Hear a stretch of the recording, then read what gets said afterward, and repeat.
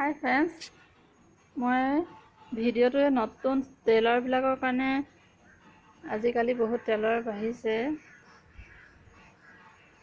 টেইলাৰবিলাকৰ কাৰণে মই ভিডিঅ'টো বনাইছোঁ।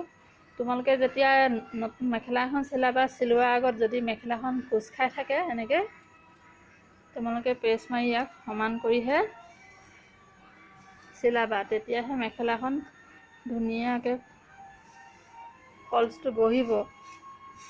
নহ'লে চিলোৱাৰ পিছত ফলছটো নিমিলা হয় আৰু কাষ্টমাৰে কমপ্লেইন কৰে।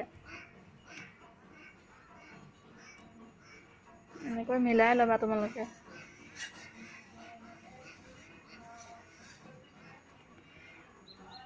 মই আগলৈ আপোনালোকক ব্লাউজৰ বিষয়ে দিম বাৰু ভিডিঅ'। আজিলৈ